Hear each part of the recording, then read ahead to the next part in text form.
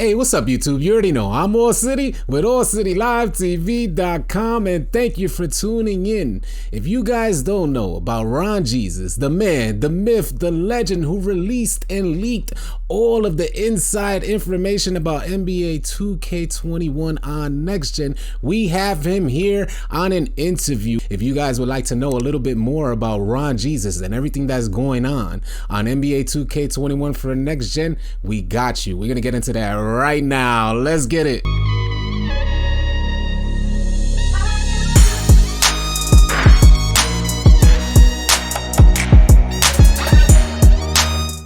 All right, guys, so we got Rongeezus with us on an interview. Rongeezus, if you can, let us know who you are, what you're about, and what's in store for the future with Rongeezus on NBA 2K21. What's up, y'all? It's your boy Rongeezus. Y'all can just call me Rongie. And today I'm in this interview. I'm Bay Area born and raised. My channel's got pretty much 2K content. I started off as a basketball content creator by kind of switching to 2K because I figured, you know what, I'm already playing the game, man. And I got a lot of ideas that I want to help people with. So I got build videos. I'm trying to bring you guys news. I have gameplay, and in my videos I'll break down what I think about the game. And yeah, man, that's what I'm all about. Well, that sounds great. We are in our Discord. If you guys are not familiar, you may want to consider joining our Discord. The link for Discord is going to be in the description below. It'll also be the top pinned comment on this video. We have our admins here. Our admin team really keeps our Discord going, keeps our YouTube channel in line.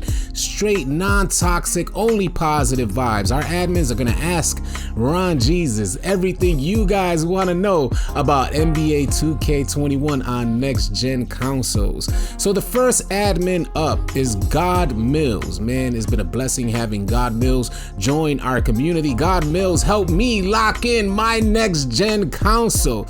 You can catch God Mills on his YouTube channel. God Mills, let us know what you have to ask Rongeezus. What's good, y'all? It's God Mills here, and what my channel is about is the best builds, the unique names in the builds, and the best jump shots and all the other good stuff. And I'm gonna be streaming a lot on next gen PS5. And what would you like to ask Rongeezus about NBA 2K21 on next gen? All right, Rongeezus, man, do you know anything about the next gen crossplay? Honestly, I have no idea.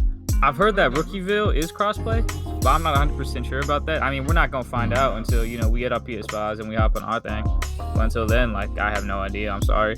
Yeah, so it looks like Rookieville may very well be crossplay. I'm not exactly sure until we actually get our hands on this next gen console. My PS5 is locked in. I'm ready to receive my PS5 on release day, so we'll be able to kind of confirm whether or not it's going to be crossplay because it's up in the air. Right now, Ronnie2K just announced 4 mayors. Now you're telling me 4 mayors is going to be responsible for 8 different affiliations, and the reason why I say 8 is because there's going to be 4 on Xbox and 4 on PlayStation.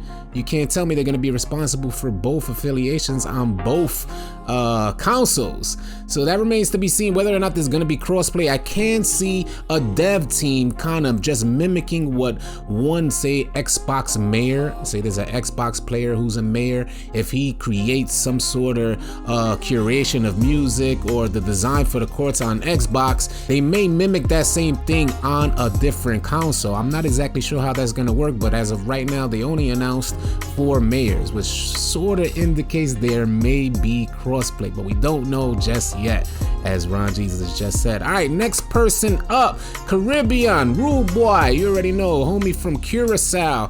Niece asks Ron question about defense. Caribbean, if you can. What's up? I'm Caribbean. I live in the island of Curacao that's next to Aruba off the coast of Venezuela. Ron, here's my question. Does strength matter in this next generation 2K? Well, again, I haven't actually got my hands on the game myself, but from everyone I talked to, gameplay-wise, they told me it does matter.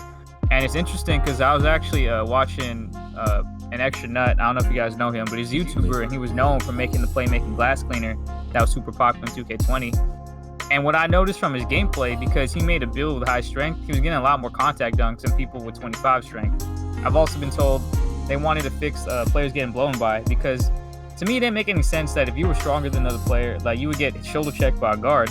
And I think what I've been told, they fixed that. And from the gameplay I've seen, there was a guard on the Warriors, and he was being guarded by a wing player on, I want to say, the Bucks, and they couldn't get past that player because they didn't have the strength to go blow by. Personally, I would say that strength matters a lot. And when I make my build, I'm maybe not a lot, but it matters more than it has in the previous years, because a few years, like, it hasn't.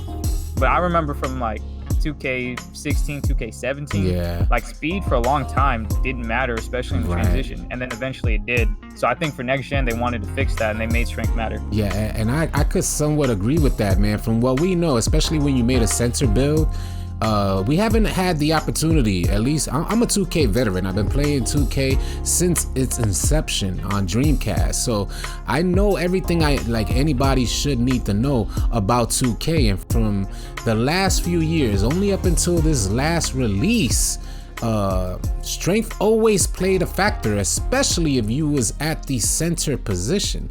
You guys know that this year for current gen, I created a glass cleaning finisher with the minimum amount of weight and strength. He didn't have anything. I increased everything, all my speed. Everything was put on speed, and speed dominated on 2K21 for current gen. But it looks like in next gen they made some changes, and you guys are gonna have to consider strength when you're making your build out there. All right, the next one up on the list is Travion, if you can, let us know what you about and your question you have for Rongeezus. What's good, y'all? It's your boy Travion out here, man. You guys can check me out on YouTube. I plan on pushing a lot of 2K content out, for next gen. So I'm super excited to talk to Rongeezus, man, about these builds, man. I got a lot of questions for you, bro. All right, so Ron, bro, I'm pretty sure you're familiar with Chalk, man, his all offense build. And a lot of guys are making two ways. Everybody you see out there pretty much has a two way. So I'm wondering, do you think that the all offense build can hold up when everybody get their badges? I think for the normal person, no, mostly because from what I've seen from the defense, like, it's super improved. I know last gen, and I know because you guys were talking about this in your stream about the sliding defense, and I hated that, and it was super annoying. So it felt like, logs didn't matter a lot of the times. Like, I had a mostly offensive build, even though I maxed out his defense. I didn't really see any difference between the defense I was playing on my dude and the defense the guards I was playing with, who were two ways, were playing on their dudes. It didn't really make a difference. But this year, from like, I see how the feet move, how again, like, strength matters. Like, all those little things, to me, they do seem to matter. And the thing about Chalk is that he's a great player. He's one of the best players in the world. He's in the 2K league. I think he's still in the 2K league.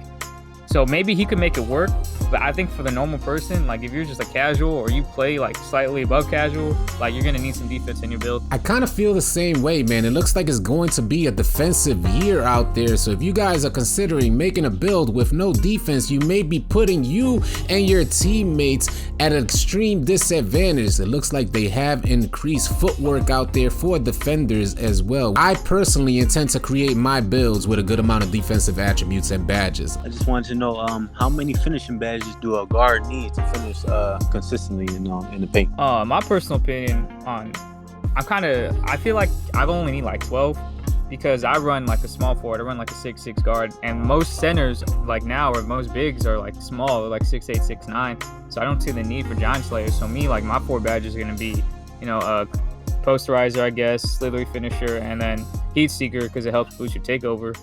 And that's why, like, when I made my builds, even though I had like a LeBron build, the two-way threat, like, I didn't have a lot of finishing badges, because to me, finishing's always been the category I need the least of. The next gen gameplay is super similar to current gen. Not all the way the same, they definitely fix things, but what I've seen from slashing, like, isn't any different from what I've seen on current gen. So I would assume it operates the same way. And like, I think I only have like 12 badges on my LeBron build. And since they took out Relentless Finisher, like, I don't really need that much. Get a lot of contact dunks. Like, his strength isn't the highest, but it's decent. And I don't have any problems, like, attacking the rim and making layups or anything like that. And I mean, they took out a lot of the badges that helped finish better too. Consistent's gone. Again, Relentless is gone. Fancy's gone. Off the top of my head, like, there are a few that are gone too. Fancy so I feel like you don't need a lot. All right, I got a question from Rain. If you're not familiar with Rain, she is one of the admins in our Discord, and she also has a YouTube channel. You can go check her out. Her question was about lockdowns. How are lockdowns gonna function on NBA 2K21 for next gen? In current gen, they didn't really function as they should. They weren't nearly as a threat from what we're used to. We know when we ran point guard and you ran into a perimeter lock out there, it was like such a headache. this year, and especially they not only played great defense, they also played great offense. Shoot lights out there. But this year for current gen NBA 2K21 perimeter lockdowns were almost non-existent. They did have a fairly decent, it was a noticeable difference in defense. It was just that their offense was so limited because it was so difficult to shoot.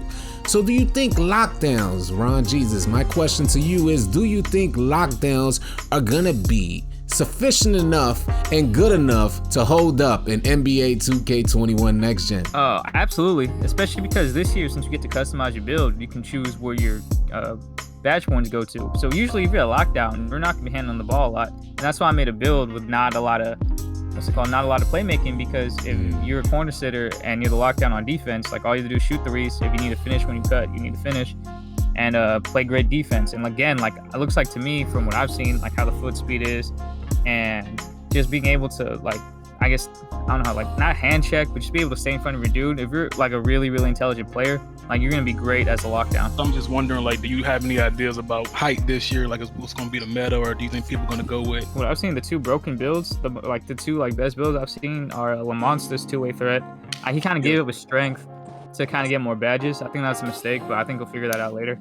And then Nuts, like all around two-way, and they're both 6'6". I'm thinking about, like, I'm gonna go 6'6" with a small forward as well. Because it was funny because I was actually talking to Brutal Sim about the small forward position, because he was saying like him and I play super similar, like we're usually point forwards, and he was saying a lot of people think the small forward position has been like not as good before. But I think now, like, 2K has a tendency to overcorrect things. Like play shots were like super like block. What's it called? Two ways were broken in 2K20, right? So for 2K21, they were pretty much non-existent, like we were talking about.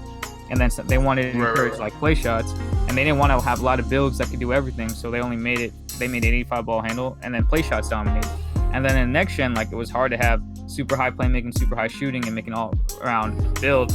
And then small forwards are non-existent. So now they brought back the small forwards, and they have a better badge spread than the other builds at a certain height. Big guard game and small center game. Yeah, and I feel like, honestly, that's meta. That's like how the NBA is too. Like it's usually like guards that could shoot or they're kind of bigger, and then like small bigs that could spread the floor and like guard everybody. That's kind of like the Warriors or Yeah, I was telling AC it's gonna be a small guard.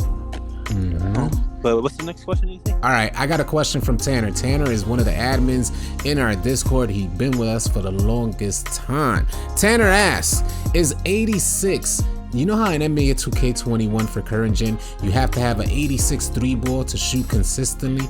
Well, is that going to be the case for NBA 2K21 on next gen? What is going to be that threshold to shooting consistently in NBA 2K21 on next gen? And are badges going to help you like meet that threshold? If you have like floor general on or dimer out there, can a playmaker help meet the requirements to shoot consistently in NBA 2K21 on next gen? Rongeezus? In terms of the actual rating, I'm not 100% sure, but to me it makes sense to be the same, because they obviously want attributes to mean more, because a lot of people complaining about last year, like you could shoot with a 60, I mean Joe Knows was shooting like a 47-3 like consistently, so I think they want to keep that 86-3.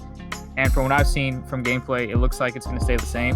Maybe the 86 is the sweet spot, or maybe it could be a little lower, a little higher, but I think around the 80s is perfect. Like even when I made my LeBron build, like I wanted to make sure I had an 86 3-pointer.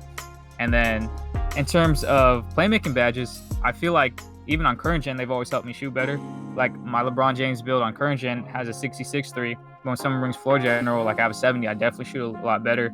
So I think having the playmaking badges to help you shoot better is for sure worth it, and that's why I always run like floor general and dimer. Ron, you know how like in this game they got the Curry slide and the glitchy dribble, bro. Anything like that popping up on this gen? Every game, man, there's always something that's broken. Like every year, like last year was the explosive behind the back, right? And they patched that, and then it became like the spin back, and man, what else was there? There were a few things last year. Like there's always gonna be some type of cheese that somebody's gonna abuse. Like this is throwing way back, but I remember 2K13 they had like the Euro step 3. 18 there was like speed boosting or whatever, And like, there's always going to be something one year that's like no one can break, and it's going to take them a while to fix, and they're going to overcorrect it the next year. That's just how 2K operates. Right. Our experience consistently for the longest time now, man. And a good part of that is, 2K's lack to put effort into creating some sort of balance to this stuff, where if there is an overpowered dribble move, there should be a defense that can match that. Is also our community efforts to consistently find some sort of cheese out there. It's like, man, just play the game of basketball and we won't have any issues. But, some people balance between simulation and arcade gaming out there. So I guess that's where we're at. Some people just want to go out there and have fun sometimes, and they consider spamming certain dribble moves or dribble cheese out there a certain level of fun and enjoyment. So it's understandable on both ends. I just wish it was handled a little bit differently. Do you want to have any closing statements, Ron? I just want to say I'm happy to be here, man. I wouldn't be as high up as I am, or have as many subs as I am, for AllCity, man, backing me up during the leagues, man. So shout out to him. He's definitely the most underrated YouTuber. Definitely does a lot for this community, man. So if you guys are checking this out, just subscribe if you haven't subscribed already. Comment down below, like, what else you want to hear from him, because he does a lot of informational videos. And join our Discord, bro. Join his Discord, not our, but his Discord. It's our Discord, yep. It is our Discord, yep. That's how we push it. Hey, Rongeezus, I appreciate your time. I appreciate the kind words. I appreciate your investment, everything you shared with the 2K community about NBA 2K21 on Next Gen. If you guys out there found this video helpful and or informative, please consider dropping a like on this video. If you're new to the channel, please consider subscribing, because we're gonna have a ton of NBA 2K21 content coming your way. Easy, y'all.